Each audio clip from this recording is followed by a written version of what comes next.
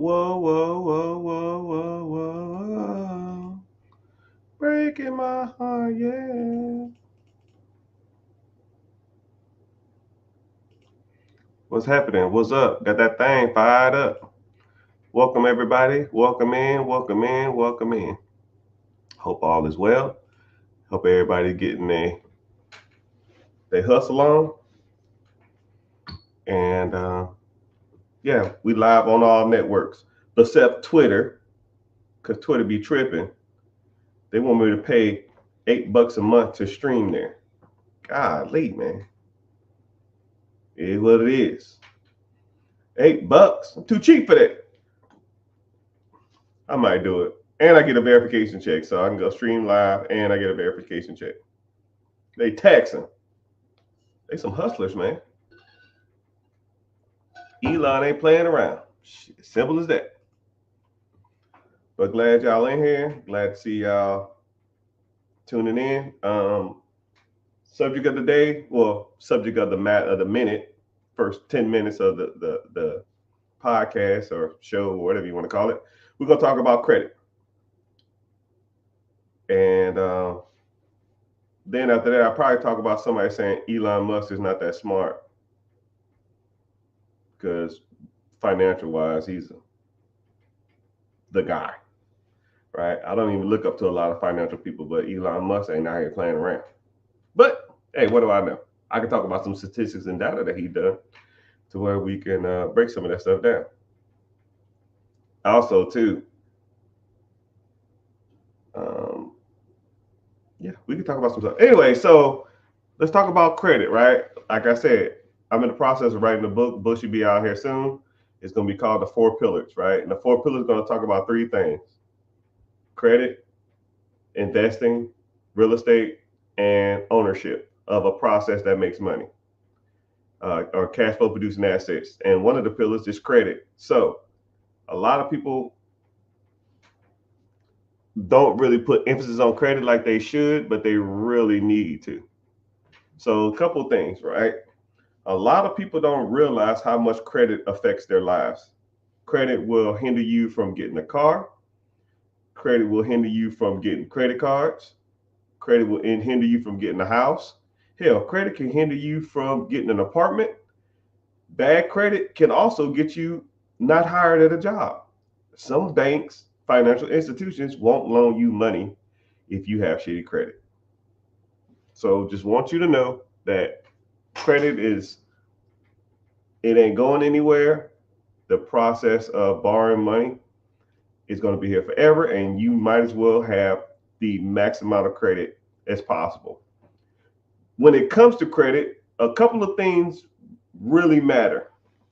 You have two sides of credit. A lot of people focus on their credit score, and the credit score is half the battle, like G.I. Joe. You have credit, and then you have your credit profile. Your credit profile is what your credit is made up of. I know people that have high credit scores and have a weak credit profile. They got added as an authorized user on an account or something like that, and they don't have a strong credit profile, right? They don't have any lines of credit in their name. They don't have any bills in their name. They're just added on an account, and that's not a strong credit profile. And I've seen people with weak credit profiles and strong scores, and vice versa. I've seen people with strong credit profiles and a weak ass score. People with 600 credit score and they have $100,000 worth of personal credit in their name, and all their credit cards are maxed out or something like that. That's rough. So you got to focus on them both. You got to have lines of credit or business lines of credit or personal credit or cars, and pay that stuff over time and have it for a long period of time, and also be working on the stuff to get your credit score high, not paying your bills on time, not going out and trying to acquire lines of credit all damn day, not having a lot of hard inquiries, not having no late payments or charge off or bankruptcies or repos, no baby mama judgments and that shit like that on your damn credit, because all that stuff piled up will issue you out a credit score. So one thing about me or I is that I offer credit repair services. I help people with their credit. First thing we're going to do is we're going to look at your credit profile, and or then we're going to look at your credit score. We're going to see if anything's on your credit that could be worked. Things like your late payments, your charge-offs, if you have any collections, if you have a repossession, do you have a bankruptcy, do you have any hard inquiries? If so, how many? I'll give you a little tip of the trade right now. Hard inquiries fall off your credit every 2 years. So if you're looking at your credit, right, go to Credit Karma, it's free, and go to the Experian app, it's free. Look at your hard inquiries. Anything that's over 2 years in hard inquiries shouldn't be there. If there is, you can call the credit card, the bureaus, and get that removed. But they generally get them off your credit after 2 years, right? Anything over 5 inquiries is considered a lot. If you have 5 attempts at credit every 2 years total, they consider that you a high risk for credit. They are going to try to pretty much not approve you for any more credit because they're showing you out there trying to pull the trigger on too much stuff. You consider high risk. So anything over 5, you should never try to get more than 5 lines of credit in a year, in a 2-year time. Anything over a year is kind of like it doesn't carry as much weight, but you should never be over 5. And just out of curiosity, the most I've ever seen hard inquiries in a 2-year period is 119. And I think to myself, who the hell applied for credit 119 times in a 2-year period? I mean, if you really think about it. So let's do some simple math. 365 times 2, 730 days a year, divided by 119. That means you're trying to apply for credit every 6 days. So every Friday you go out and try to apply for a line of credit. That's rough. And then you get denied too because you already have a lot of inquiries. But I can tell you something too. I'll give you another little trick of the trade. What happens is, as soon as I saw that, the first thing I said is, how many cars have you bought in the last 2 years? And I'll say, before you answer, it's either got to be 2, 3, or 4. And they'll say, oh, yeah, I got 3 cars this last 2 years. And I say, yeah, I can tell. I said, well, how do you know that? I said, because there's a right way and a wrong way to buy a car. I'll even put you on some more game, right? I'm giving y'all sauce today. Hope you're getting some value from this. Never get financed at the dealership, because the dealership job is to sell your loan to a lender. And the best, the one that gives you the best interest rate is the one they're going to go with, and they're going to get kickback from that. So for example, let's say you want to go out there and buy a 2001 Hellcat. I don't know, y'all love Hellcats for some damn reason. Say you want to buy a 2001 Hellcat, which I know they didn't make Hellcats 2001. That's a joke. But let's say it's a 30 ball, a 30 piece nugget, 30,000 wow. So the car's 30,000. You say, hey, I got a finance department. I'm going to see if I can get you financed. Is that okay with you? Okay, cool. They're going to put your information into a system, and it's going to shoot out to multiple banks: Bank of America, Truist, PNG, PNC, all these different banks, right? Boom, boom, boom, boom. It's going to shop out to 15 different loan companies, and then they're going to pull your credit. Ping pong, ding bong, ching dong, ming ding ding. Go to all these different places, and now you have 15 hard inquiries on your credit in one day. And then they're going to come back and they say, yo, I can finance them at 6 months for 6.5. I can finance them 60 months for 5.2, whatever. Well, and all they're going to do is, cool, I'll take your offer. And if they get you to sign that contract, then that company pays the dealership a fee, couple $100, $200, because you finance through them.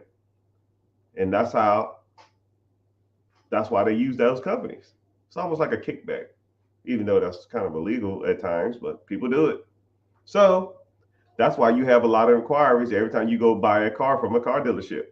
That's why you should get pre-approved from a credit union or your bank, and then you just go in there with a blank check and say, yo, I already got pre-approved. This is the car I want, and here's the check.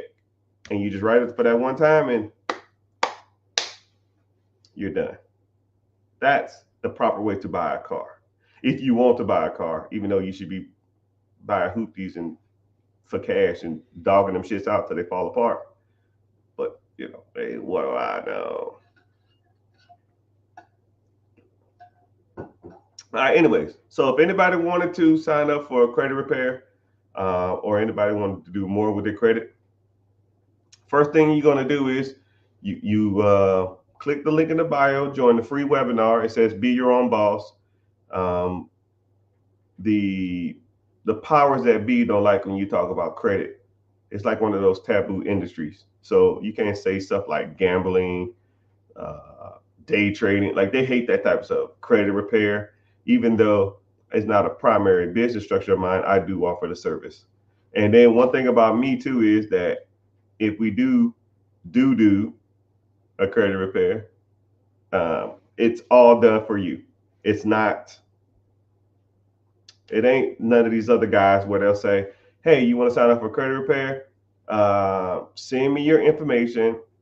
Here's your $500 bill, or here's your $200 a month. And here's all the stuff you send to the bank. You fill this out, you send this to the credit union. And like, I hate that, right? I don't want it like that. I'm an advocate of done for you, right? When I call and order a pizza, I don't want to call and order a pizza, then put on some clothes, go down the street and go to the pizza place, get the dough, put the sauce and the cheese on it, put my toppings on it, put it in the oven, take it out, cut it, put it in the box, and then take it back home. So what the hell did I pay you for? For me to do your job? No, right? I order a pizza, 30 minutes or less, the pizza should be at my doorstep. I mean, about simple as it gets. It's the same thing with anything, right? Same thing I do with credit. You pay for the credit service, it's done for you. And all you do is just check your account every 35 days. And if you need me to pull a report, I try not to pull a report every 35 days, but if you just want one, I can. But that process should take 6 months. I tell people all the time, it was like, yo, can you do it faster? I got stuff to do. I was like, well, it didn't take you 6 months to mess it up. It's not going to take 6 months to fix it, right? You've been messing this train wreck up for the last 7 years, right? You can have some patience. So it depends on what you have.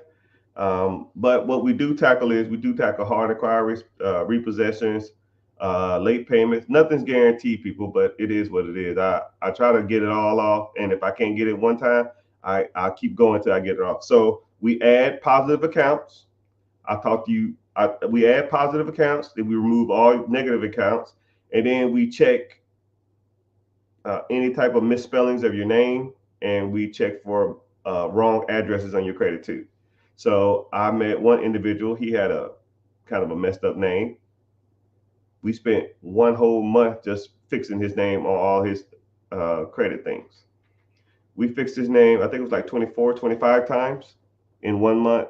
His credit score went up 80 points just by fixing his name, because he had a weird spelling of his name, which as soon as I saw it, I said, yo, is this right? He said, oh yeah, that's right. I said, you know, this is wrong. He said, yeah, that's just the way they spell it. It is what it is. So, I mean, I guess that's credit repair in a nutshell. I don't want to harp on that too much. But if you're interested in credit repair, or you have any credit questions, you can ask them along with any other questions, because, like I said, my objective is to get everybody in the world mastering the 4 pillars of financing: credit, investment, ownership, and real estate. So, and for those who think, okay, let's talk about this when it comes to credit, because I really didn't harp on this that much. To me, there's really no such thing as good credit or bad credit. Credit is there to, it's only as good as you want to go for. You know, that if that makes sense. So for example, Mr. Richard, what's considered a good score? Okay. Uh, let's say if you need a 680 to get an SBA loan and you have a 660, is your credit good or bad? It's bad. Okay. Well, say if you need to buy a house, you still the same 680, you want to buy a house. A FHA loan is a 580. Is your credit good or bad? It's good. So is there such thing as good or bad? It's only contingent or subjective on the application you want to get. It's like saying, is this person ugly or not? I don't know. Who are you trying to talk to? If you try to talk to someone like, I don't know, Jennifer Lopez, then she might say you're ugly. But if you try to talk to someone like Lizzo, she might think you're attractive, right? It depends on who you ask. It's the same thing with credit.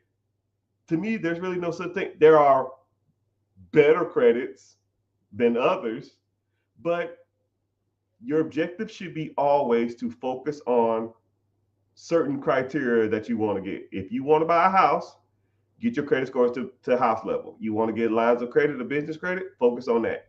You want to get investment properties, focus on that. You want to get a VA loan, focus on that. You want to get business SBA money, focus on that. And now you have a target. Once you hit that target or exceeded that target, now you go out and use that credit for what it was intended for, to buy stuff without paying for it all up front. I mean, it's kind of a weird concept to even think about it like that, but a lot of people think that they just have to have this like magical score. Man, I got to get an 800. I don't give what you got. What's an 800 doing for me if I don't make money off of it? Yo, Mr. Rich, I got an 845. Don't care. How much lines of credit do you have in your business name? Well, none. So what's the fucking point? Don't care. I'd rather have $1 million worth of business line of credit and a 700 than 0% of business credit, zero amount of business credit, and have an 840. Don't care. You're not impressing me, right? Go out there and slide that card and buy 3 Sprinter vans and put them bitches on Turo and outfit them for hikers. That's impressive with no money out of pocket. Not, look at my Credit Karma. Watch this. I got 845. Don't care. Don't care. How are you using that credit to make you money? That's impressive. The number's not. So enough of that credit stuff. So let's get to the questions of the day.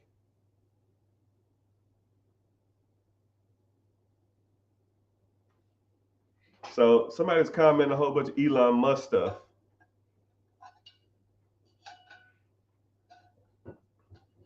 Don't talk about my savior. I'm not a starstruck person, but I have 4 people to meet in my life, and I've only met one. 4 people in my lifetime that I want to meet. Everybody else is just normal people to me. I will never be starstruck unless I meet these 4 people. Elon Musk is one. Which I met him, but I didn't really talk to him like that. But he was on some weird stuff. When I was in the military, I had to service his private jet. I did a mission for NASA. I helped launch the first SpaceX mission, and then as the shuttle was launching, we had to service Air Force One and Elon Musk plane. They was parking on the same tarmac. So I was out there. I met him for like 2 seconds. A quick nod, and he just kept walking. He's taller than I thought, and he walks weird. But that's another story.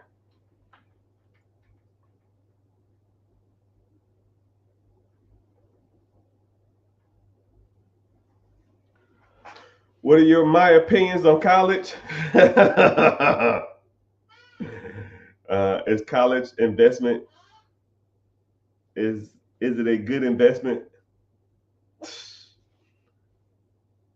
Uh, what is okay? Let's say the average college tuition is over 4 years a hondo, 100,000. Wow. If you go to college for something specific and that's what you want to do, I can see it. But to go $100,000 in debt to do something that's probably going to pay you $60,000.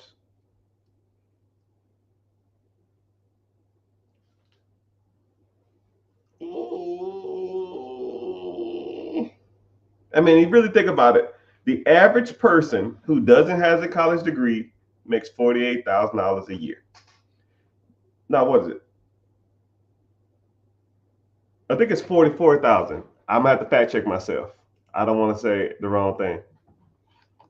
Average income for a non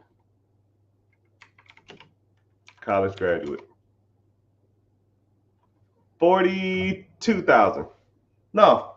Yeah, 42. An associate's is 44. Ooh, college, a bachelor's is actually 59. I thought it was 56. It went up. So let's think about it. A person without a college degree, average income is 42. An average person with a college degree is 59. So simple math, 59 minus 42, 17,000. Wow. All right, let's say the college degree costs 100,000. Wow. Minus or divided by 17,000. That's 6 years you have to work. That's 6 more years you have to work to get your money back. However, a lot of people say, well, you can make your money back in 6 years. Yeah. Was you working while you was in college? Probably not. So that's 4 extra years that person made over you. Does that make sense? So now you're going to have $100,000 in the hole. Okay, sorry, I take that back. 42,000 times 4 years, 168,000. And now you divide the 168,000 by the extra $17,000 a month, or $17,000 a year. That makes sense. So now it's 10.1. So it will take you 10.1 years to catch up to that person. Actually, more than that, it'll be like 14 because one person starts at 18, the other person starts at 22, 23, and then they start working. But that one person at 18 is already made. And that's if you put the $17,000 extra a year towards the college tuition, which you're not, but just for sake of argument. So you're somewhere in the range of 14-year head start. So 14 years, 14 plus 18, I don't know, 32, 33. You'll eventually catch up to that person at 33 years old. Eh. But that's average. I could take the $100,000 and start a business or buy a business. And the person making $60,000 a year will never make the person what the entrepreneur makes. So I want you to think about it like that. Entrepreneurs are the highest, or entrepreneurs and financial services. That's the industry. Financial servicing is the highest paid industry in the world. Pretty much entrepreneurs. Right? But it's not easy and it don't come quick. You got to work for it. I want a 61 Plymouth Barracuda. Ah, Barracuda. I want the LLC. All right, well, Sammy, I don't know what that means. Go get an LLC.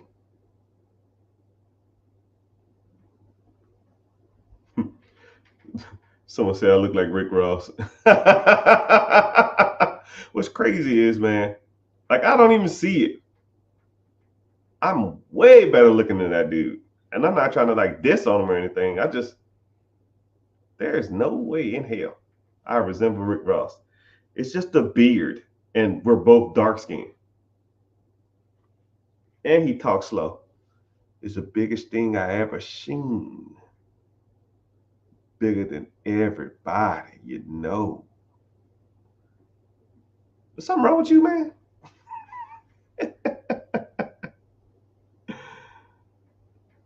Bunny, what's happening? Jay Gillen, you in here? Hey, man, I heard you gave away a Cybertruck to somebody who watched your video. Hey, man, I want a Cybertruck. Give me a Cybertruck, man. Damn.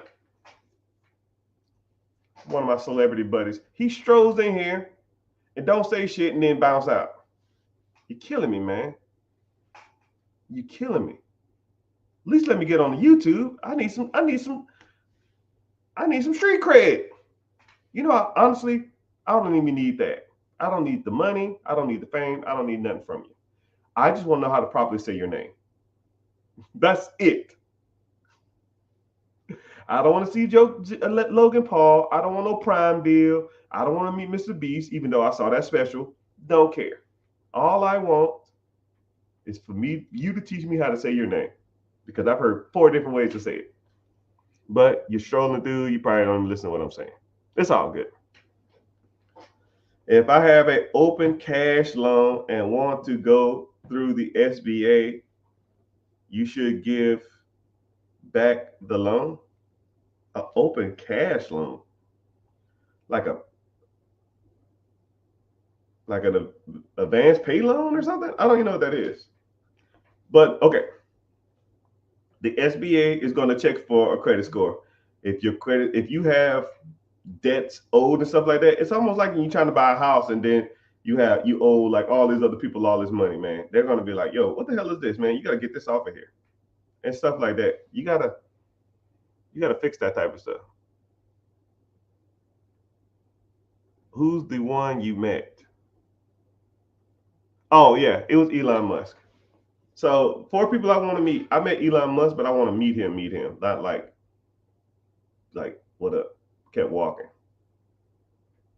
I want to meet Obama.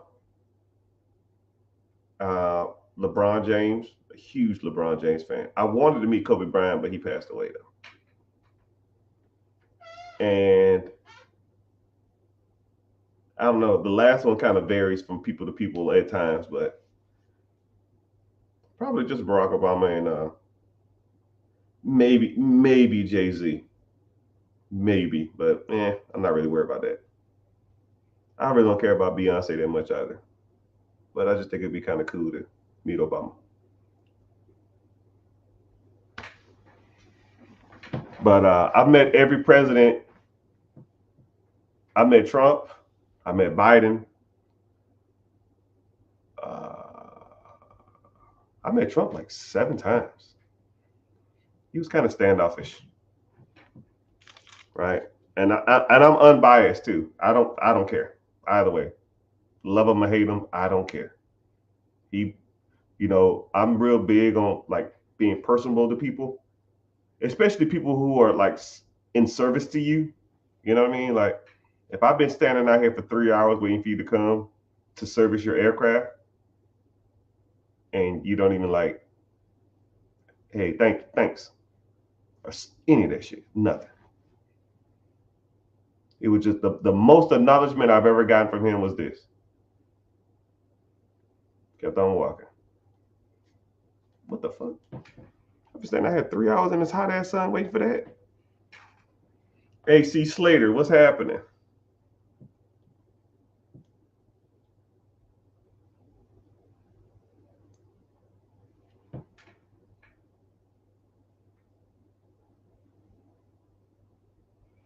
I wasn't ready to drop out of college. Okay, I'm not saying college is not bad. I think I learned a lot from college. I learned a lot I learned a lot from college. But in all honesty, I think I learned more from the military than I did from college. Honestly, the military, if you go in it with open mind and try to take as much out from it as possible, you'll get the game. You'll get game.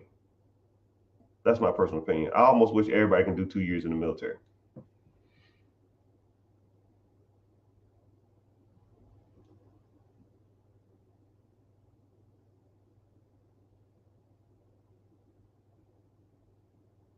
Hey, is my mic working? I'm gonna show it down. Can you hear me? Can you hear me? Can you hear me?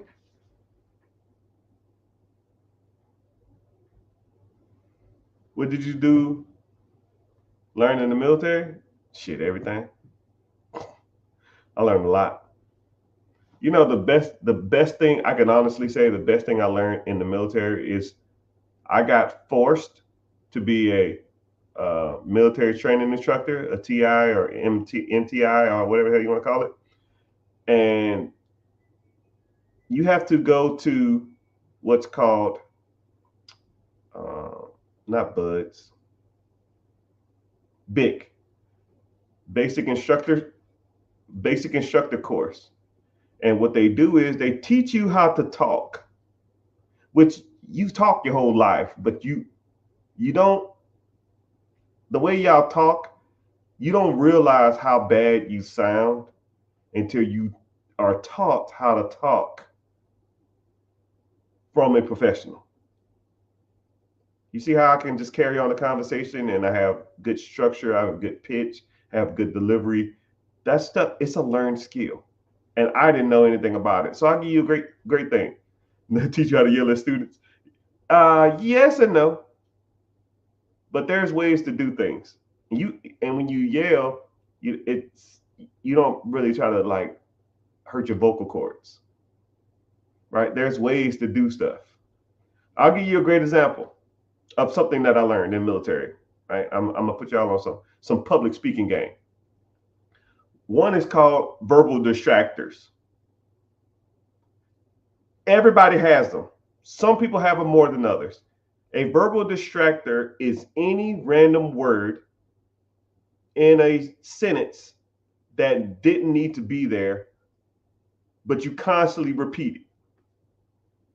So things like, um, well, and then you can either start it or end it with verbal distractors. Things like, you know what I mean? You feel me? You pick up what I'm laying down. You see what I'm saying? You don't have to say that stuff. If you conveyed your message properly, you don't have to reiterate the fact that they understood what you're saying. You know what I mean? Verbal distractor. Um, don't say just shut your mouth and think about what you're gonna say next. You know what I mean? You see what you're learning. You're learning. Okay? Verbal distractor. I catch myself doing it now all the time. But if you watch a lot of people public speak, they'll give you some, man, they'll talk about so much stuff and they will talk about, I watch, we have to watch public speakers in the class and we'll watch their verbal distractors and we'll go through and wait for their pauses. You got about 5 seconds to start talking. And then you continue your message without saying words like a It's a learned skill. You just got to do it. See what I'm saying? You feel me? You pick up what I'm laying down?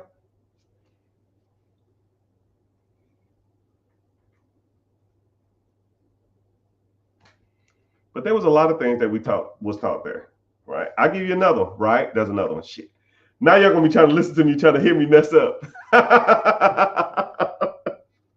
Don't focus on that. Focus on the message.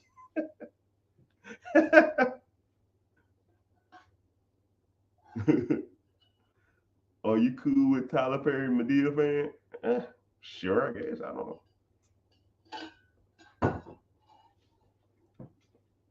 Also, too, we talked about pitch. We talked about delivery. We talked about hand placements.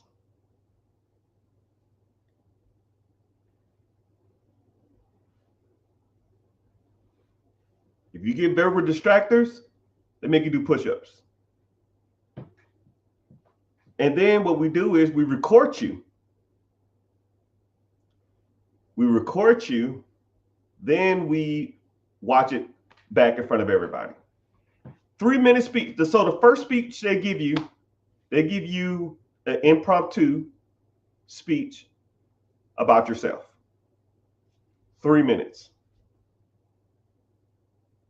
And you first hear it, when you first hear yourself say who you are as a person, you watch that video, and then they make everybody do it. And then they get to teaching. After about a week, you watch that same video again. You're like, what the? This wasn't even me. Oh, yeah, it was, buddy. You was bad. Know what I mean? Verbal distractors. You will hear yourself.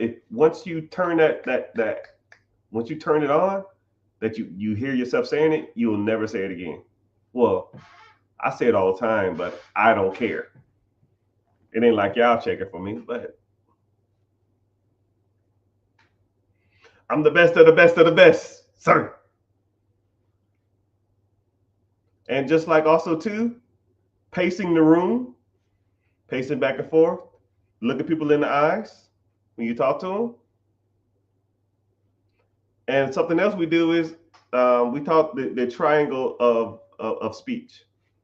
So you look at someone in the front, you look down at the left corner, then you walk left and look at them in the right corner. And then you work your way in the middle. 2, 3. 1, 2, 3.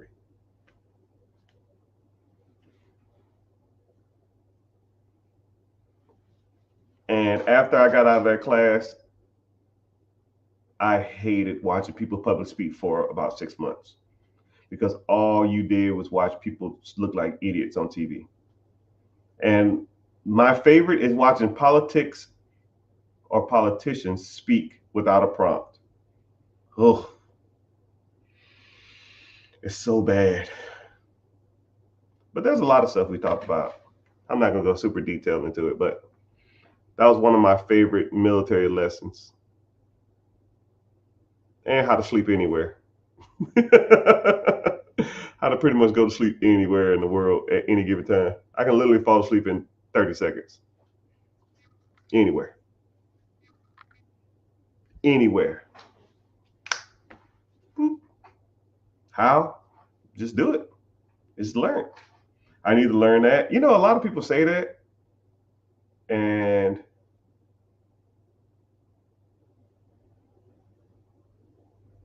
I don't know. I don't know. I don't know a world without that. At least now. So ask the questions. What's going on? I don't want to talk about me and my military service.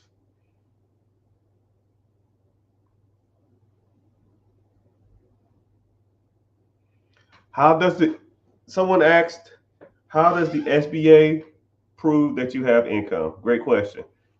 So there's 2 things that the SBA is going to look at. Excuse me. Either you're going to buy an existing business, or you're going to get funding for the business you have. If you have an existing business, they're going to pull your tax returns, and they're going to look at your credit score, and they're going to look at how long your business been open. And that's how they're going to prove the income of that business. They're going to look at your financial statements too, P&Ls, year to date, profit and loss statements, all that other kind of crap. But if you're buying a business and the business is bringing in $200,000 a year, they don't care what you make. You can make nothing. They don't care. because they know if that business is going to make you $200,000 as soon as you buy it, you're making $200,000 a year now. Now your job is to manage that business to the best of your abilities. So they don't verify your income, they verify the business's income. So when they verify the business's income, then they'll go through the business's financial records, business tax returns, business P&L statements or whatever, and then they'll base that loan off of what that business brings in. But the way I teach my students or anybody in my mentorship or on a one-on-one or a consultation or anything, whatever you want to do, I teach them to make to where the SBA gets money, the money that you bought, the money that you borrowed receives a payback, and then you get a check as well. It's like the trifecta of debt servicing. Once you understand that concept,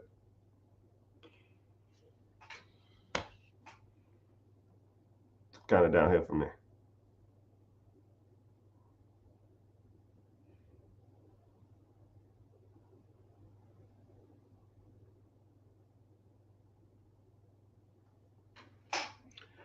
Someone said business credit or personal credit. I don't even know what that means, but I'll answer that question to the best of my ability. Business credit is okay. I'm trying to give you a good analogy. Your personal credit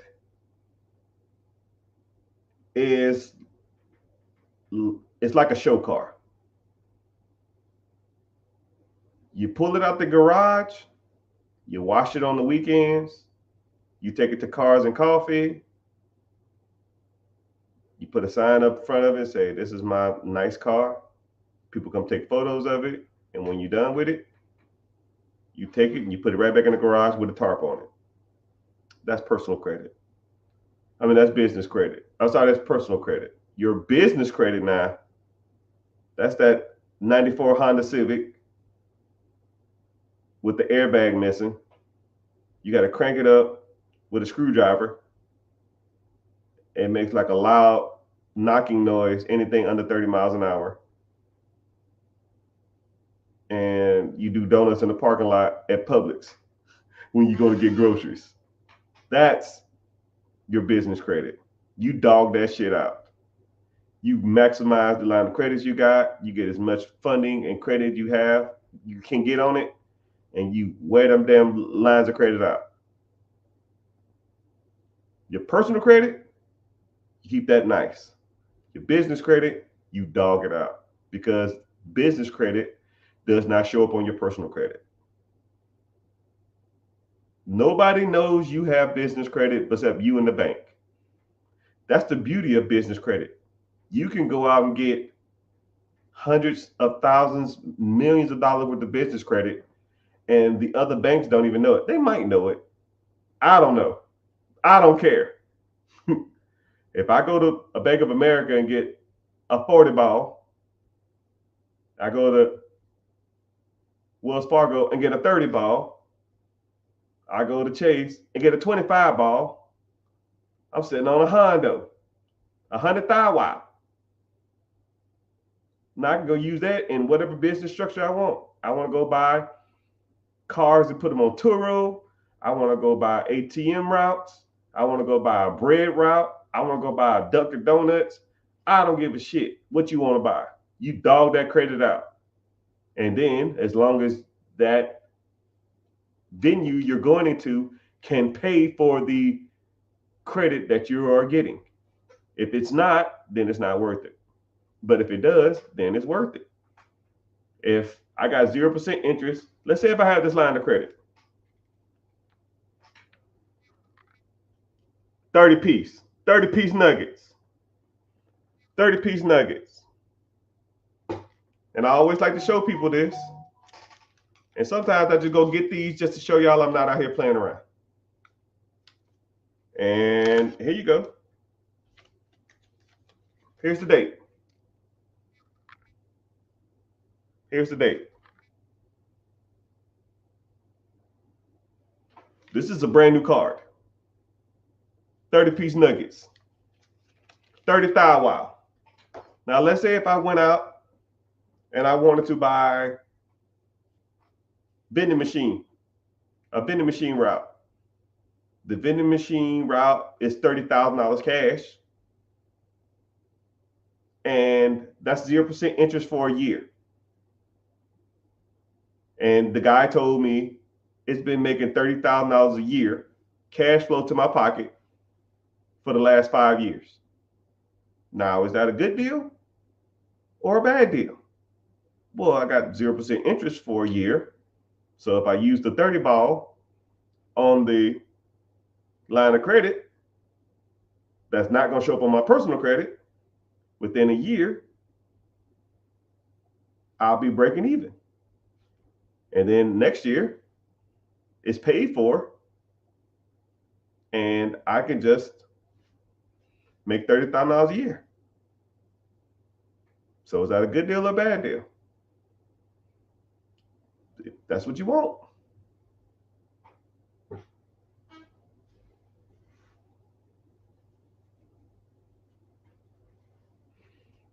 Somebody said, we need a serious and trustworthy receiver who can receive a large amount of money in the wallet and monetize it. Send me a message directly. Huh? I don't even know what that means. But yeah, the answer to your question is business credit is really nice. Personal credit, you just take care of it. Business credit is like your girlfriend that you don't care about, and your personal credit is like your wife. You take her out, nice dates, you put on a nice dress, show her off to your friends. That old little ratchet girlfriend you had, you don't care about her. Business plan, yes, if you want a business plan, I can help you write it if that's what you want, but you don't need a business plan. Business plans are for only certain types of loans. So if you wanted to get a CDFI loan, or you want to get a micro loan and get funding to start a business, then yes, you need a business plan. But like I said, why start something when you can just buy it from scratch? I mean, why start something when you could just buy an existing business? Why get a $50,000 loan to start a business when I can get $50,000 line of credit and buy a business for $500,000 that's making $200,000 a year? Day one. So I'll even do the math on that. Let's say if it's making two hondos a year. That's $557 a day. You buy it on Friday. On Monday, there should be $1,500 in your bank account. I mean, this ain't rocket science, people. It's not rocket science. That $1,500, you might got some debt servicing. You got to pay back the SBA loan, but the SBA loan ain't $200,000 a year. Not even close. If I borrow $50,000 from the bank, or had $50,000 saved up, and I put it down on a business, when I make $200,000, after I pay back the government, that's going to be 50 gone. That leaves me 150. Then I'm going to pay back myself for my down payment. That's another 50, 60, whatever it is. So now I made $90,000 first year. I paid myself back for the line of credit I borrowed. I paid back the government or the SBA or the bank, and I paid myself. I make 90. I paid myself back, the line of credit back 50, 60. I pay back the bank or the SBA government 50. 90, 50, 50, or sorry, 50, 50, 60, 90, or some shit like that. Whatever the damn numbers are. I make 90, pay back the line of credit, 50, 60, and I pay back the other 50. Win, win, win. Everybody's getting checks.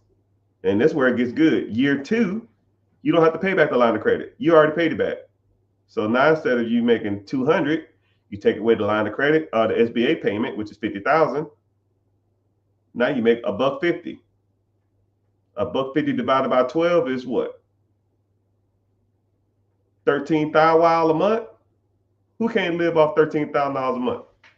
I'll wait. I will wait. In your personal opinion, is it better to buy a business or start a business? Shit. I just answered that. But I'll answer it again. But I'll answer it differently. Let's say if I gave you this 30-piece nugget right here. I gave you this $30,000 worth of line of credit. Or I put $30,000 in your account. And I said, yo, go start a business. I'll make it 50 because 50 is a little easier. I gave you $50,000. You saved up $50,000. You got $50,000 worth of line of credit. Don't care. Okay, cool. Go start a business. What kind of business? A daycare. A little easier concept to grasp. A daycare. Okay, I want to start a daycare. You got $50,000. Cool. You need to go lease a building. Say the lease on the building is $2,000 a month. That's $24,000. He or she might say, yo, I need security deposit and I need first month's rent. So $4,000 gone. Right? So out of the 50, $4,000 is gone. That's $46,000 left. Cool. You need to go buy equipment. You need to go buy some pads. You need to go buy little play areas. You need to go buy chairs. All that kind of crap, right? Some equipment. You might be all into that, probably $5,000. So now you got 41. Okay. So now then you need probably a point of sale system. You're not going to be sliding no damn Cash App on no damn business. You need a point of sale system. You need to get some cash registers, some reoccurring payments. You need a vendor to run that process, right? That might be a couple grand for the year. Okay. So now you got the vendor, the point of sale system, you got supplies, and you got the business, right? You're going to do an opening, I don't know, a month from now. So now a month passes, you owe another month's worth of rent. So now 39 goes to 2,000 down. So now you're at 36,000, right? You got employees. You're going to be taking care of these damn kids yourself, right? So let's say you hire three people, and let's say they get paid $1,000 a week, which is $4,000 a month, which is $48,000, which that's a decent amount. $1,000 a person, you hire 3 people. That's $3,000 times a month. $3,000 a week times 4. That's 12,000. So now you're 37, go to 25. You still got 25 hondos left, or 25,000.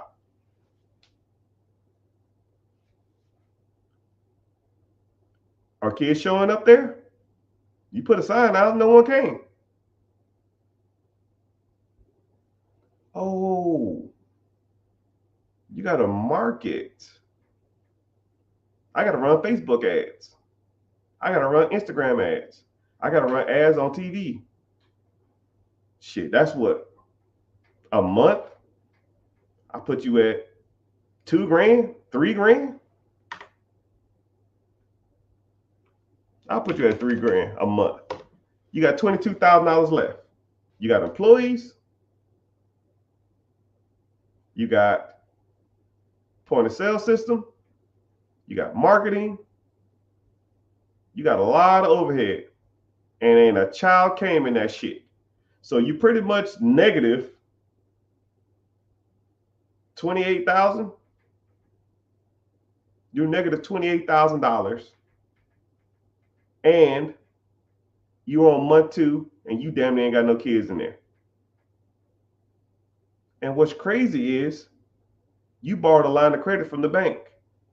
You made a payment on that, right? You made a payment.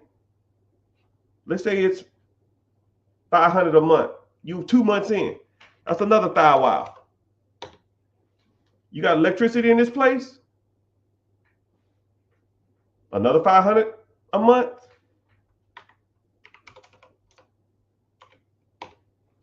Three months in, that's another $100. That's another thou wow. You at 19,500. Now let's say out of the advertising, you 3 months in, let's say if you get 3 kids coming in. 3 kids, you're charging them $150 a month. That's $450. 450 times 4. That's $1,800. So I'm gonna add $1,800. Add $1,800 for the first 3 kids. Wow. Now that credit card payment coming up again, negative $500.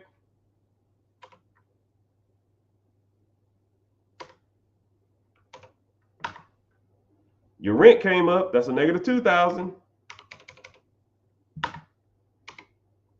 Water, cable, electricity came up, that's another $500. Your payroll came up, that's another $4,000. You got $12,000 left on this line of credit. At this pace, in 3 months, you will be broke. You 4 months into starting a daycare with $30,000, $50,000 worth of line of credit.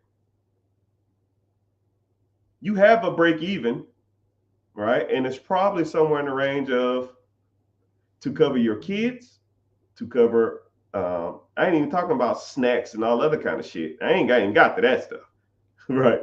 We ain't even talking about food, right? But let's say your break even is 15 kids. It's going to take you at least 6 months to get to that point.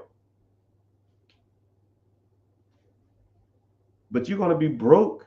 You damn near got $12,000 left on month 3 because you're starting a business from scratch. And I want to put this in my name. I want to take pride in this. No, that shit don't work, man. But now let's take a daycare that you buy. Same concept, you just buy it existing. The daycare costs $500,000. It produces $200,000 a year in income to you. You put $50,000 down from this line of credit, it makes $200,000 a year.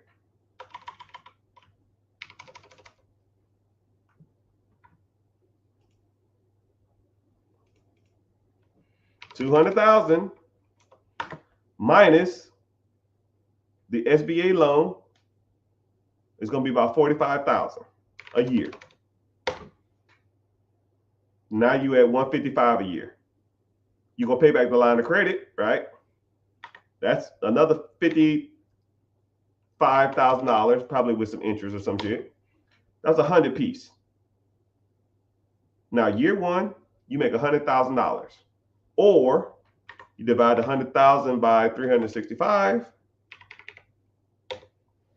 That's $273 a day. You buy it on a Friday, $273, Saturday, $273, Sunday, $273, Monday, $273. You up a G over the weekend you bought it. Do you got to go out and hire employees? They're already there. You got to find a point of sale system? No, they're already there. You got to go find a place and go get a lease? No, it's already there. You got to find management? No, it's already there. You got to do any advertisement? Nope, already there. You got a CPA? Already there. Accountant? Already there. Why reinvent the wheel, people, when the wheel is already there? So people always ask me, what's my opinion? Should I start a business or should I buy a business? If you like losing money, then start one. You know the statistics on businesses that close in the first 5 years? 91%. 91% of all business fail in the first 5 years. And that's over all businesses.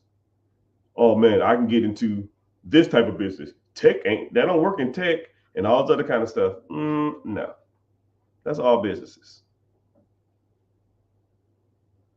That's all businesses. Nobody's exempt. But what is the success rate of a business that's been open for 10 years already?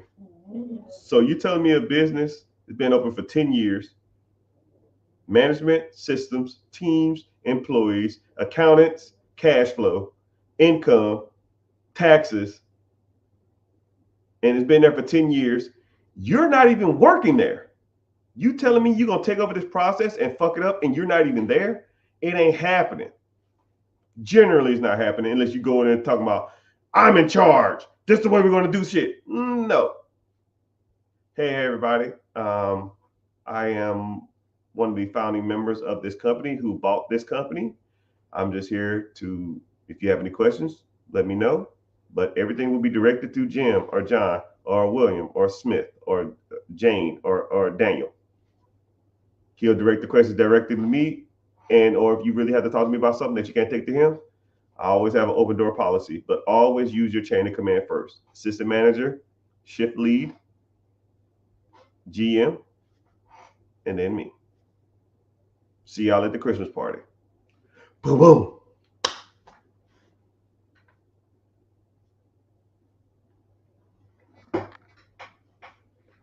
Someone said, can felons buy or use SBA loans?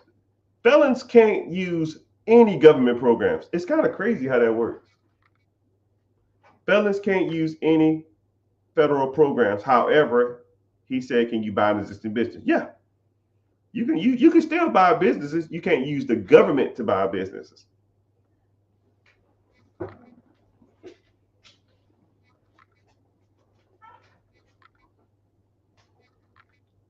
You can't use the government to buy a business, but you can use the banks to buy a business. The only difference between the SBA and the banks is the amount down. The businesses, the structure and all that kind of stuff is still all the same. Excuse me. So for example, if you wanted to buy a business through the SBA, I think it's 10% down or even 5% down. But if you want to buy one through the bank, I think it's like 15% down or even 20% down. You're just going to have to come up with more money, but you still can buy a business. Or better yet, cut all them out and just go straight to the source. Get the owner to finance you. 41% of all deals are financed. All 41% of all business deals, business acquisitions are financed through owner financing. You don't even need the bank. You just need to know how to negotiate and find the deals. Once you understand that, you can find the money. I mean, and the bad part about it is sometimes I'll have a deal on lock. This was back in the day though, but I have a deal on lock and I have the SBA, pretty much on my side. I have all the down payment and stuff like that. And I'll just say, you know what? Just out of curiosity, can I get, I won't say that, but I'll say like, can I, I'll say the same generic statement. You can even have this one. Man, the economy is extremely risky right now, and it's expensive to borrow money now. Interest rates are ridiculous, and I'm really interested in this business or this house or this property or this process. Is there any way we can negotiate owner financing to get this deal done? Something along that line. I have a copy and paste statement. Hold on. Actually, I'll find it for you. I will find it for you. It's the universal statement that I say to all my leads. I'm gonna see if I can find it.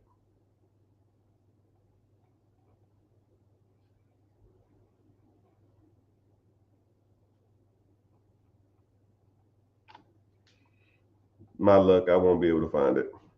But it goes along the lines of, I'm really interested in this deal.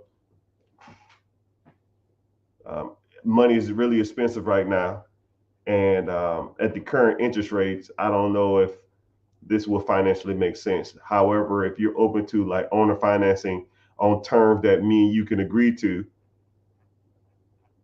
um, then hopefully we can make something happen or something to that extent. I've negotiated more owner financing deals with this same stupid ass line than you could probably freaking imagine. I, you'd be surprised, man. And better yet, I'm like, damn, all you got to do is ask. The worst they can say is no. What are they gonna do? Be mad at you for asking you to finance their deal? No. Come on, where's it at?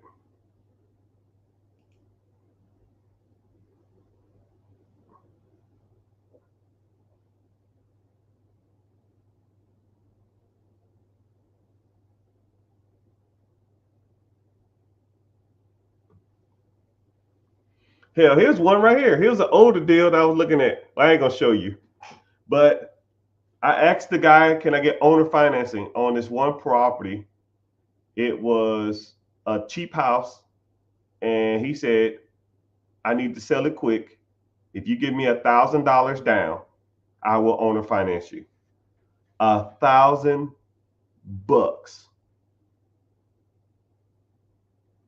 $1,000. You know what? Screw it. I'll show you. I'm not gonna show too much. Owner financing available with $1,000 down. With owner financing with only $1,000 down.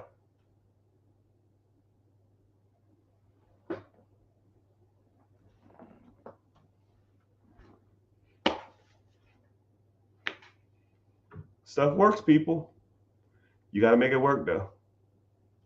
The bad part about it is, man, I should be charging y'all to be telling y'all this stuff, but at the end of the day, I am about like value and trying to get people to get out their comfort zone and let people know that this stuff does work. If you want to learn more about this stuff, click the link in the bio and join the free class. I got a free class coming up here soon. Sooner you click on it, the faster you can get to learning. The faster you can learn this stuff. I don't know what subject we're going to talk about this Friday when we meet, but generally it's a good one. And we focus on the 4 pillars, and I hold you accountable too. And I give you homework. Man, where is this at? I'm trying to show you the one that I bought.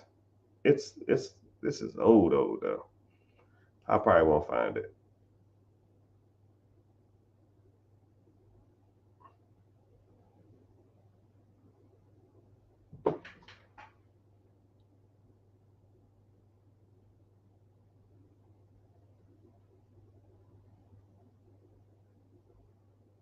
I didn't even see this email. Oh man. Damn. I just lost a Hondo. Damn it. Damn. Sorry. That's what happens when you don't use your email. Now I'm in a bad mood.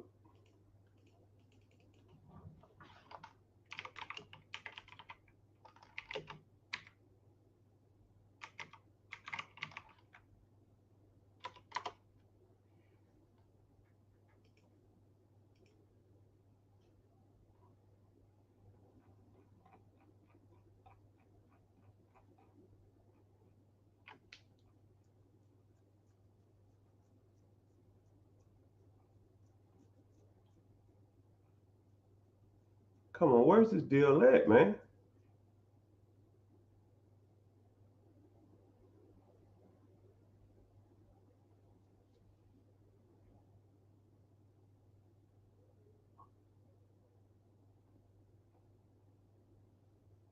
A 30-30 ball. A 30-30-30. A 30-30 ball.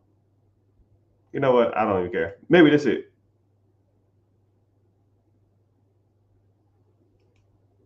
Maybe that's it.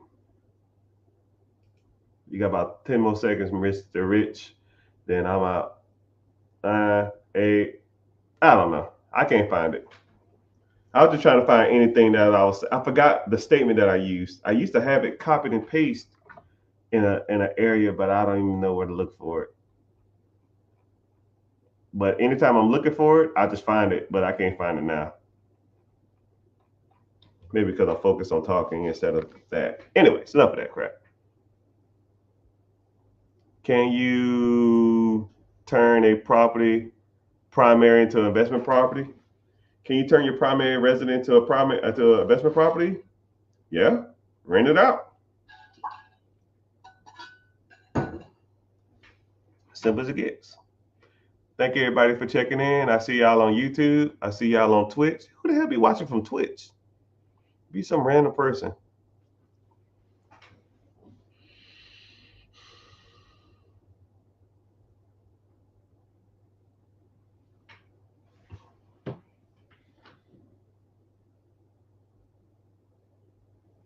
So would you analyze the opportunity for someone who wants to get in the game? Better be buying a B-Day present. Better be buying a B-Day present for who? For you? It's your birthday? It's your birthday. No, your birthday on the Super Bowl. No. You was born on Super Bowl year. That's what it is. Would you analyze? Yeah.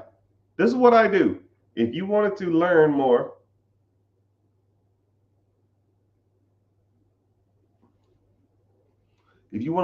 click the link in the bio, join the free class.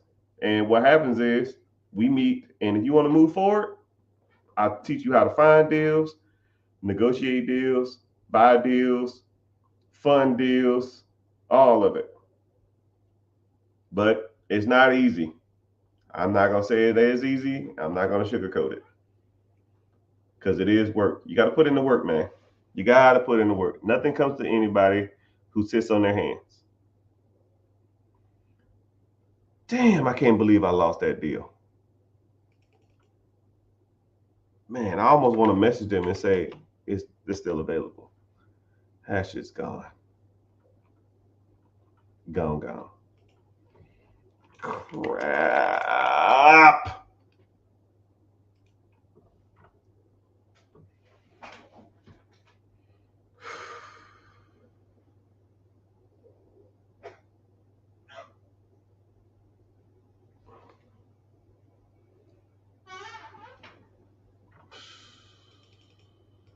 Come on, killer.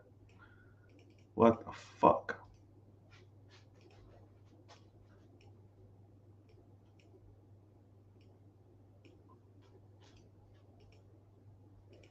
I'm gonna look at how much money I lost. All right.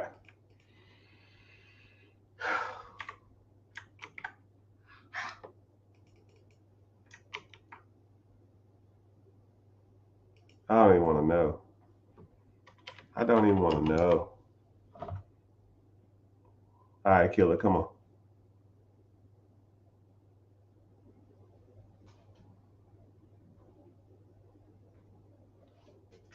Okay.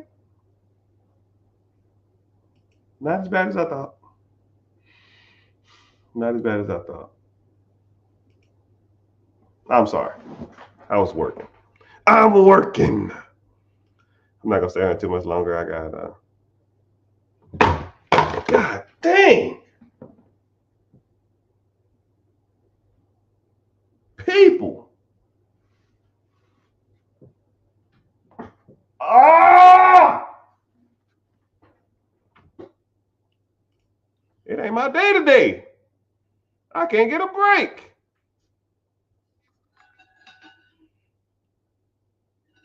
Have you ever bought a firm that does cybersecurity? IT's not my thing. People, you know what's crazy about IT?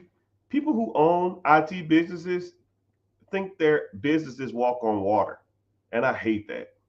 I hate the idea of people that think their businesses, it's like people, I'm not trying to talk ill or bad about people, but you ever met somebody who had a kid and the kid wasn't that cute, but the people whose kid that is, they think that kid looks better than they think they are, or they have a badass kid and think the kid's nice, but the kid's bad as hell. It's the same thing. I generally IT businesses are like that from my personal experience. Not all of them, but it's like a person that thinks they're, or I wouldn't say a kid. It's like a person who thinks they're good looking. They might dress well. They might be clean cut. They might smell good. Or they might have nice long hair. Or even like a female. You guys use female too. Nice long hair, in shape, good height, and they're just not good looking. But they think they're good looking because people tell them all the time, hey, you're attractive, you're attractive, you're attractive. And you're just like, nah, you're not that attractive. You meet a guy, it's the same thing. Guy that's real arrogant, think he's kind of cocky. That's my experience with IT businesses. People who own IT businesses think them shits are up here, and they're not. They're like here. And people like, yo, IT is the future. I got this AI test system I'm integrating. No, no, no, no, no, no, no, no, no, homie. We call a spade a spade. If the guy's a 6, he's a 6. I don't give a damn how many degrees he got. I don't give a damn how smart he is. Money might play a factor, but if you're a, you don't supposed to be. If you're a 5 and you're rich, you're not a 10. You're still ugly. You're just a rich 5, right? Mark Zuckerberg is an ugly dude.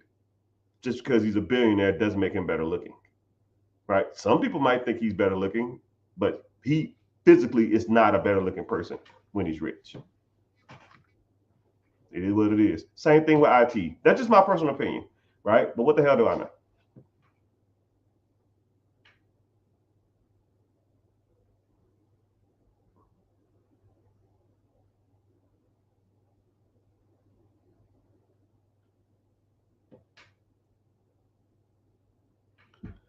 And doing Louis. We Louis. Okay, I'm gonna give you a big overview, a synopsis of what's going on. There's an individual. I'm not gonna say his name, even though I already said it 3 times. Who is coming in? I think he's coming into a large sum of money, and he is trying to his damnness not to pay capital gains tax on that money. And he comes in here and he like rewords the same question over and over and over and over and over and over again. Okay. I get it, man. I get it. You don't want to get hit with a 30-piece nugget on them taxes. That capital gains tax, let's say this individual, let's say this individual inherited some money, inherited a property. Let's say he inherited an apartment complex from his great grandfather. The great grandfather and left it to him, and he wants to sell it for $5 million. You're gonna have to pay capital gains tax on that $5 million at 28-30% capital gains tax. That's a 1.5 million. And he wants to know the best ways to not pay capital gains tax on it. And every time you come in here, I'll give you 8 different ways not to do it. But hey, you click the link in the bio, become a client. We can do whatever you want to do. We can set up a one-on-one and we can figure it out. But I think I've guided you enough in this journey, my brother. I put you on enough game to last you a lifetime. But that's if you sold it. But if you're in the process of selling it, then that's fine. You can refinance it and you don't have to pay capital gains tax. You don't pay taxes on debt. But I think I probably said that before. I like that. I like that. Michael Beasley. I like that. Where the money at? Is it better to buy a business? Yeah, I just answered that question. I don't want to run a business. So what do you want to do? You want to work? Pick your poison, man.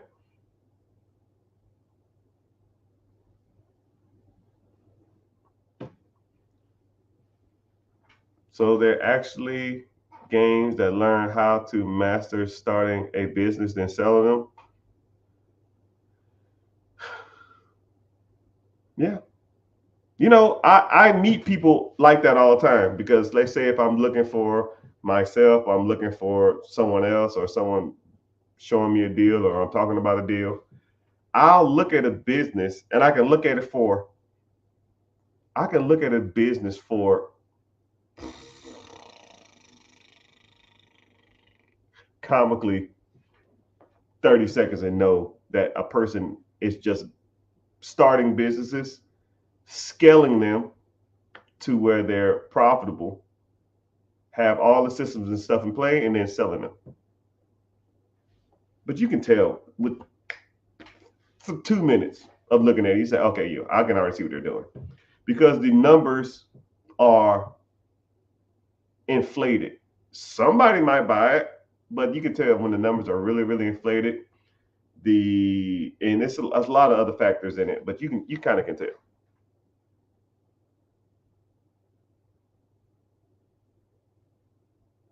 So what do I? So say if I have good credit, do I leverage that to get to business credit? Yes.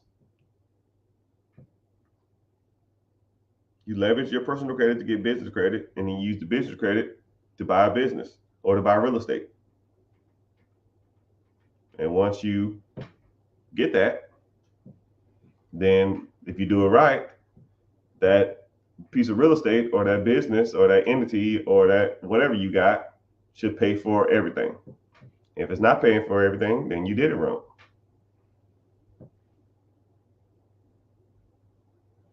But I have like 4 tools that anybody in the coaching program, they all get the tools. You plug in 3 numbers into this calculator, it gives you every number you need. And you say yes or no, just based off those 3 numbers. It already does it for you. And then a third number will pop up. You take that third number to the SBA, and you say, "Hey, SBA, this number is blank, blank, blank."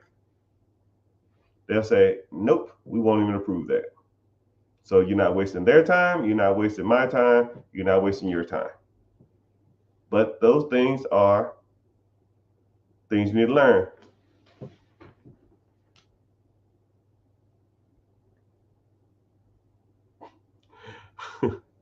I bought a Lamborghini with an SBA. Thanks for the guidance. No problem. Buy 2 of them. Boss, boss, boss, boss, boss, boss, boss, boss, boss, boss. Ain't owner financing risky because it depends on them to make the payment? Huh? No. It depends on you to make the payment.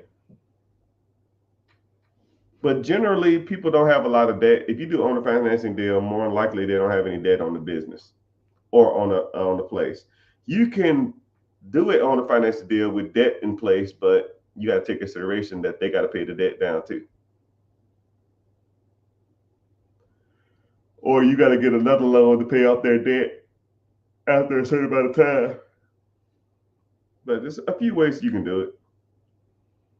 To me, it's easier to negotiate a piece of property than a business deal with owner financing when debt's in place. But they both had their ups and downs. Boss, what's happening? I'm glad you're here.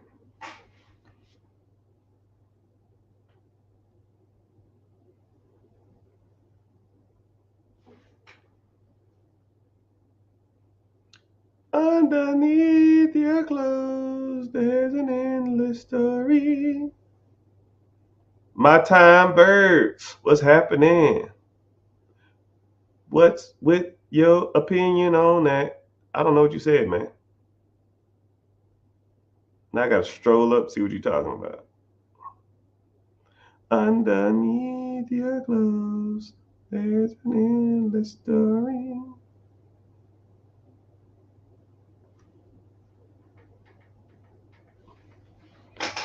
Get an LLC in another country? I don't know what that means. Why would you do that? You in America. I don't know how that works. I know the SBA, you have to be a United States citizen and or not a felon. If you're not a felon and or have a United States citizen, you can get an SBA. You need good credit and be a United States citizen to buy a business in America. Well, I don't even think you even need to.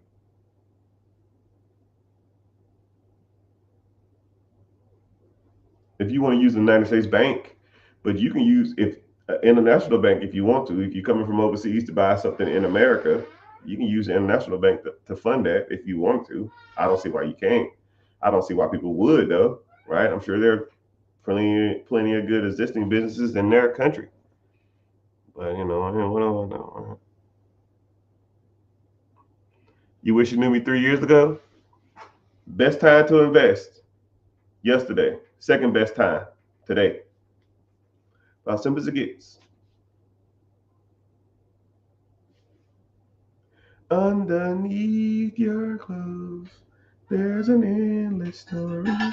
When this is gone, I'm right here. I'm getting off. I gotta get ready tonight for or not tonight. I gotta get ready for another call and some other stuff. But yeah.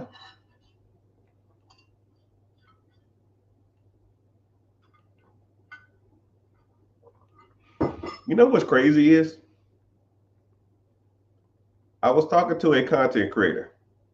He called me today and he said, well, he called me earlier. I won't say today. But we talked on the phone probably like a half an hour.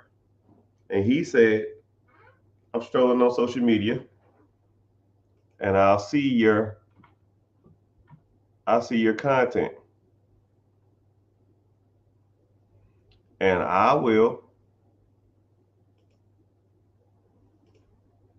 listen to you speak for about, 20, 30 minutes. And I'll be like working on the garage or something, and I'll just put it on and listen to you talk. And he said, you give people way more value than they deserve. He said, you could be charging some of the stuff that you asking these people. You could be charging thousands of dollars for this. And I said, I know. He said, well, why do you do it? I said, because I give you a good analogy. It's like a football game. A person might be wanting to get an extra 2 yards, an extra 1 yard, an extra 3 yards. 2 or 3 extra yards ain't worth it to me. I want a touchdown. My goal is touchdowns. I don't give a damn if I have 200 yards or 160 yards. I want touchdowns. My objective, and I've said this every day or every time you talk to me or every time you hear me talk for the last damn near year and a half, especially the last year. I've been real heavy at least this year, heavy on this. My objective is to be the biggest content creator, white, black, on all social media platforms when it comes to this money thing. Right? The people out here now are trash. Dave Ramsey is trash. Robert Kiyosaki is trash. Well, he's good, just he's out of touch. Tony Robbins, out of touch. All these guys out here now are out of touch. So we need better. We need better representation in the minority community. We need better representation amongst a younger demographic. Because I'm not even that old. I feel like I'm not. And I want people that represents what I believe in and understand the modern struggles of society. Some guys say shit like save up 20% down payment and get a 15-year loan. Yeah, if I make $190,000 a year, you can do that. But the average person can't do that. So how does the average person buy a home? How does the average person work on their credit? How does the average person buy investment properties? How does the average person invest in the stock market? How does the average person maximize their 401k? Does the average person even know what the hell maximizing their 401k is? If I went through the average person and said, what is maximizing your 401k? Right? Let's test this out. I don't know how many people on here. Between all social media platforms, we probably got 70 people. What is maximizing your 401k? I want to see how many different answers I get. I'm not going to judge and I'm not going to be mad. I don't care. That's why we learn. That's why we learn.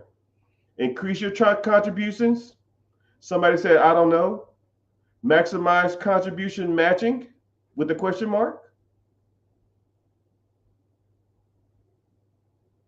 Get a couple more answers. I'll wait. If they don't answer, it's fine. Get one or two more.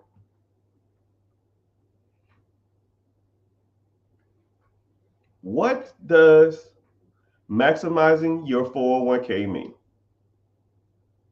Hell, I've met people that don't even know what a 401k is.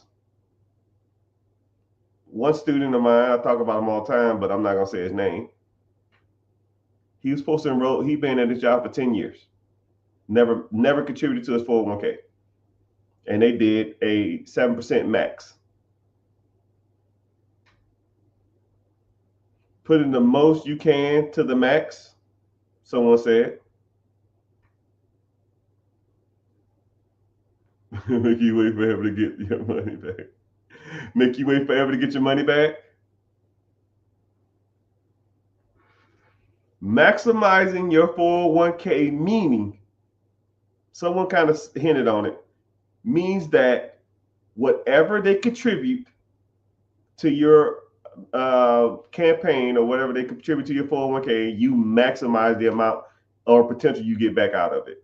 So if they do a 6% max, a 6% match, then you maximize that opportunity. You put 6% in there.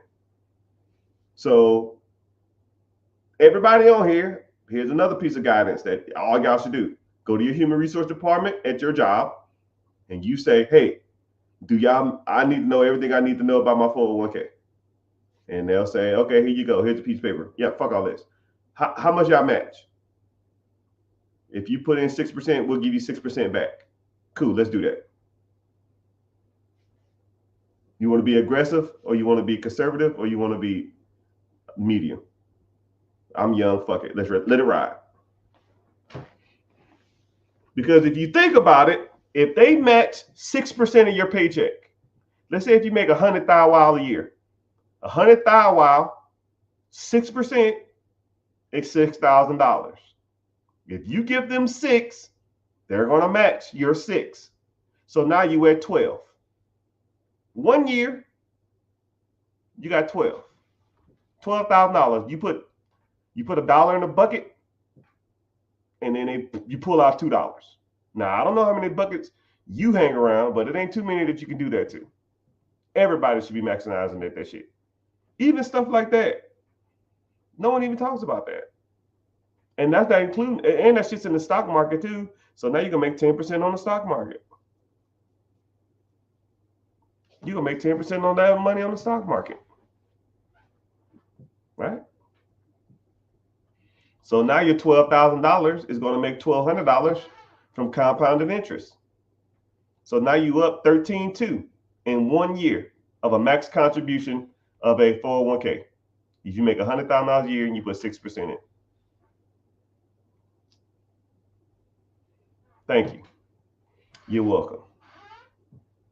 Now you're an investor. And a lot of people say, yo, man, I can't, I'm going to have to wait to take my money out. You worry about the wrong thing, man. Let's say I need that.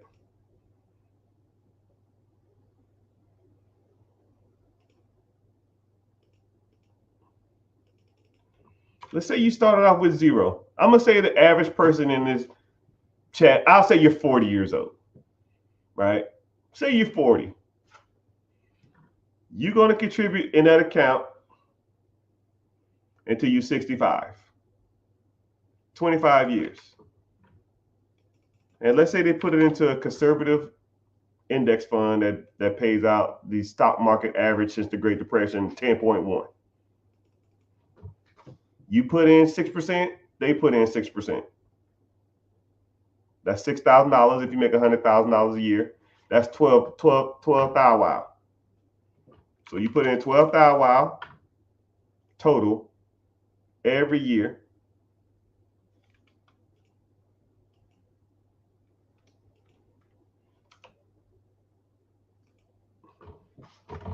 You start at 40, you do it to 65, $1.1 million, actually $1.2 million. But the bad part about it, the good part about it is your contributions, your interest that you make on that money is $106,000 a year.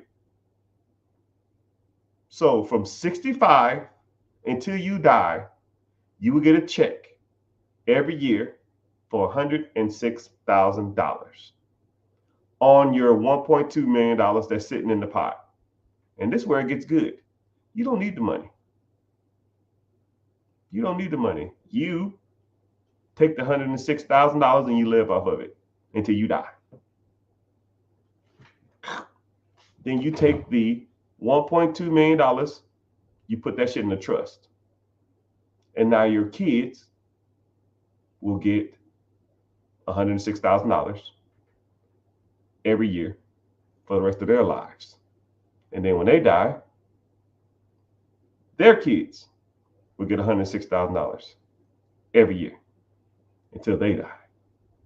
And so forth, and so on, and so forth, and so on.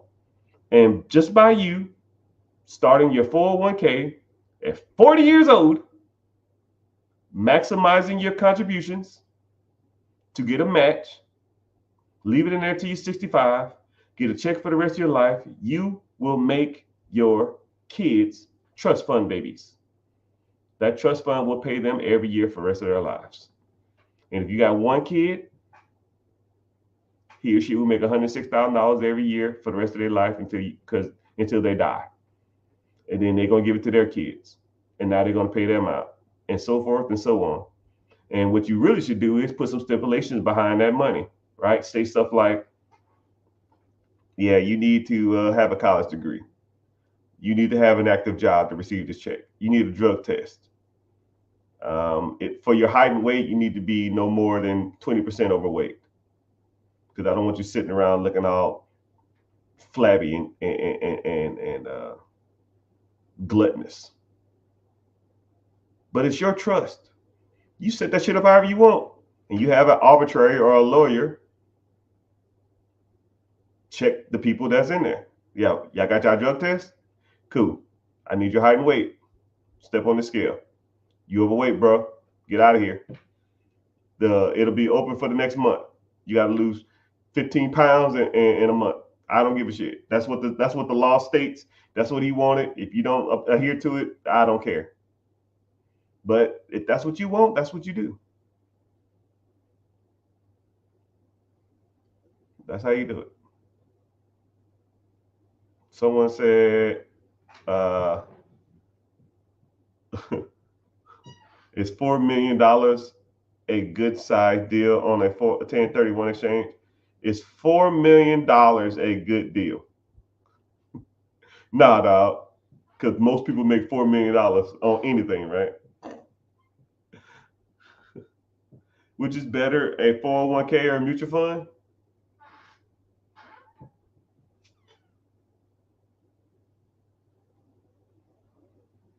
401k, you could take You can take mutual funds out without any penalties. You got to pay taxes though. A 401k, you can't take it out without penalty. And 401k is designed for employees to incentivize their employees to invest.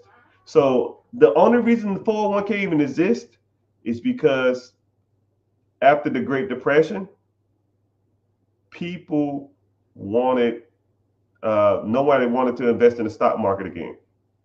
So the government and businesses stated that, yo, what we're going to do is we're going to start a 401k program to where we're going to incentivize people to get back into the stock market.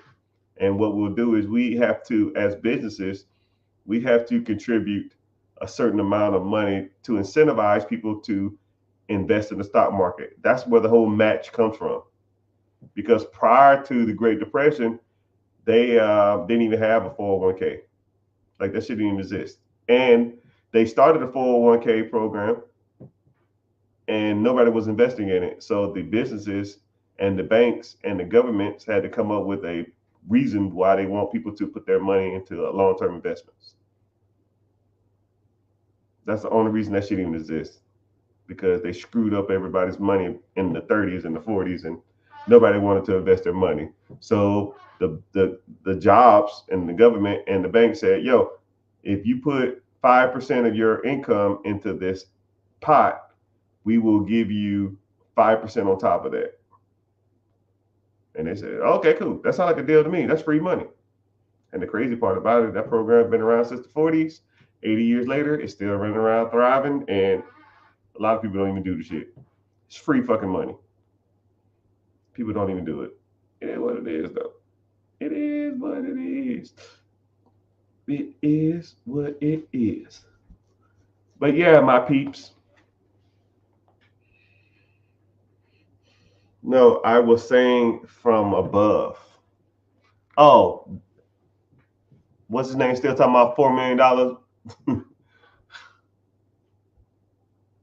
You've been working on that deal for like 6 months, man. 6 months. I'll be like, yo, man, I'm good. I don't even want it no more. Well, for $4 million, a $1.2 million deal for 2 years, I'm just like, yo, man, like I'm good. I ain't want to be stressing over this. Nothing should take this damn long. My goodness. You probably spend more time on that than if you were just working a regular job. You wouldn't probably make that kind of money, but you've been talking about that for like 5 years. But it is what it is. What's up, Instagram? I see you.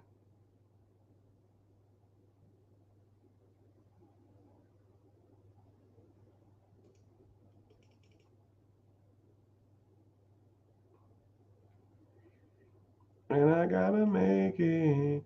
Don't ask me, $1 million baby. Don't ask. I ain't never represent, baby.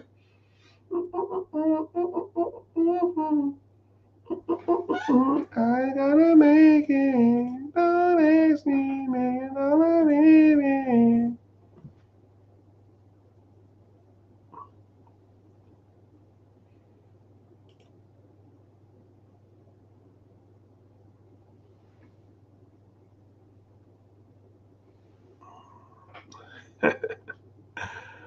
A dirty ball. A ton of count. A ton of time. I took a time.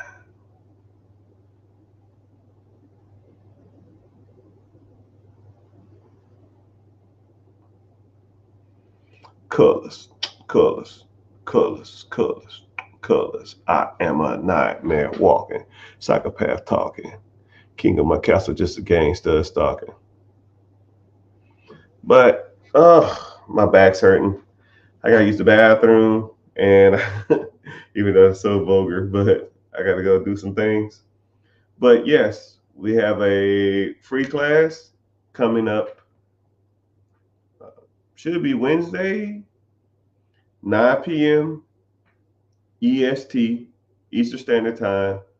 So sign up for the free class, come through the webinar, say hey to your boy. And let's talk about money. Let's talk about finances. Let's talk about credit. Let's talk about business funding. Let's talk about real estate. Let's talk about it all, because you should be you should have a good understanding of all this stuff and how it works. And until you truly do, you won't have a good understanding on how this process works. And I'm not gonna say I'm the know all be all, but a lot of the stuff I talk about and a lot of stuff I teach and a lot of stuff we talk about will help you accomplish a lot of your financial goals. And I'm not gonna say it's gonna happen overnight. It's gonna take some time. It's gonna take some effort. It's gonna take some energy. It's gonna take some determination. But that's what we do. And I'm gonna hold you accountable, and I'm gonna give you homework. Do your dang homework, and I'm gonna get you done. I'll get you done. All right, one more question, and I gotta go. Um, Social media gets mad at me if I stay on more than 2 hours. So I just gotta do between 90 minutes and 2 hours. That's my sweet spot. So let's talk about mutual funds. All right. What about them? All right. So you have ETFs and you have mutual funds. ETFs is a way you can track generally the S&P 500. That means the top 500 stocks in America. You can track the top 50 companies in America. You can track the top 100 companies in America.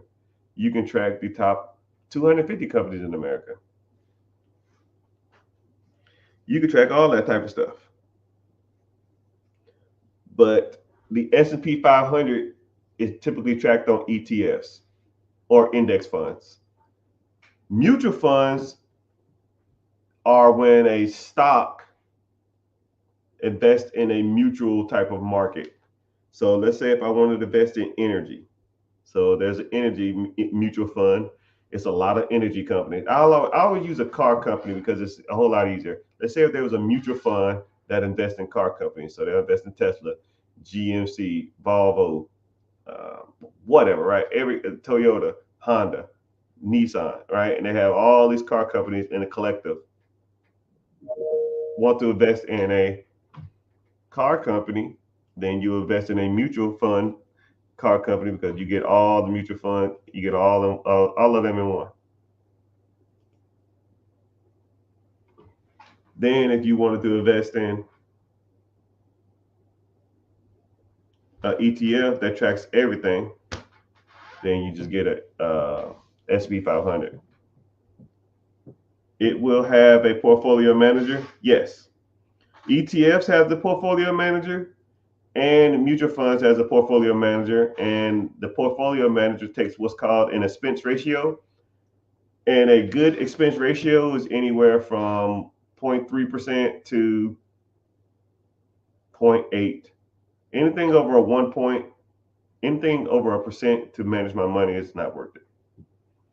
But sometimes the bigger mutual funds that produce the most amount of money is somewhere in the range of like 1.5, 1.25.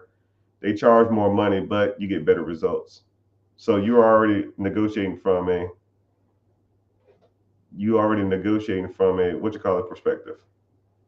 It's like you already -1%. So if that mutual fund produces 15% and they charge a point and a half, now you make it 13.5, right? Is the 15% worth the point and a half? Sometimes it is, sometimes not. That's what you got to go through and do your research, right?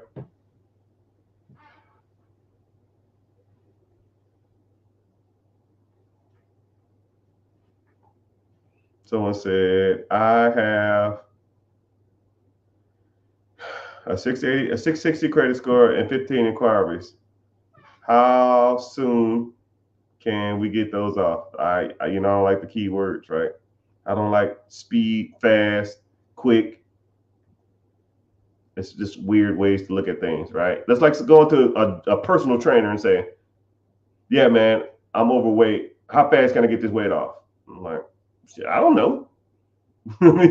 It's like, you see what I'm saying? It's like a weird question to ask. We don't focus on speed.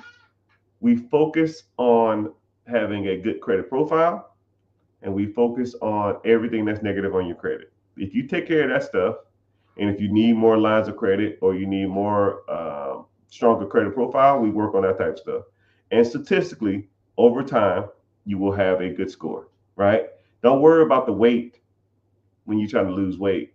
You focus on working out, getting good sleep, drinking more water, eating healthy, and weight will fall off. It's the same thing. But 680 is not even a bad score. The Macquarie, you probably have, I can tell you straight up, you more than likely have high debt to income ratio, not debt to income ratio, credit utilization. You have, I want you to download the Credit Karma app, go in there, click on any of the first numbers, scroll down to where it says debt to income ratio or credit utilization. I promise you, your credit utilization is probably about 70%. You just got to pay off your credit cards because your inquiries really don't factor in that much unless you have, and you more than likely just have high credit utilization. You have high, okay, so 8% credit utilization. So you probably have, you don't have, do you have like a repossession or repossession or bankruptcy on there? Let me guess. Repossession? Nah. You have a repossession? No. You got a repossession? I'm trying to figure it out. Repossession? I'm in debt from college.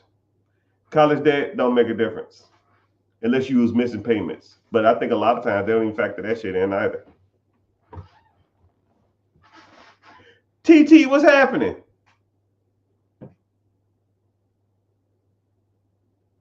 No repossessions or anything?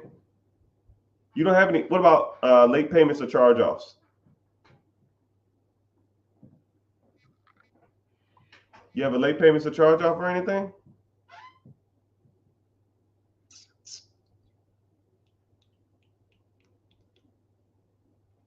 Late payments, you probably have some late payments. 8% utilization. There's something else on there. It ain't hard inquiries. 87% payment. There we go. Late payments. I knew it was on there.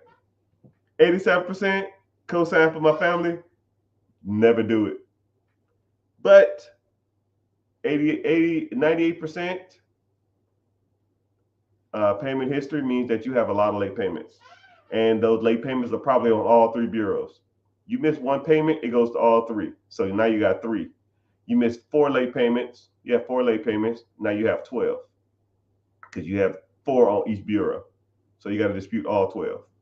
So now you have 14 hard inquiries, which anything over 5 makes your credit score drop because it shows you desperate for credit. And you got late payments now. So you are a prime candidate for credit repair. Or you can try to get it off yourself, but like I said, why would you want to do it yourself when you just pay somebody to do it? I can make pizza myself. Why the hell would I do that? I'll just pay somebody to do that. When you come around, you'll bring brighter days.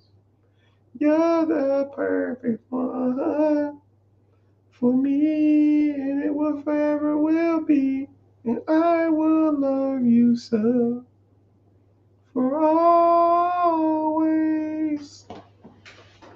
Anyways, what main social media? It's been real. It's been fun, but it hasn't been real fun. I got to get off every 2 hours. I might get back on later on tonight. Probably not. Click the link in the bio. Join the free class if you want to learn more. We go from there. Get this money.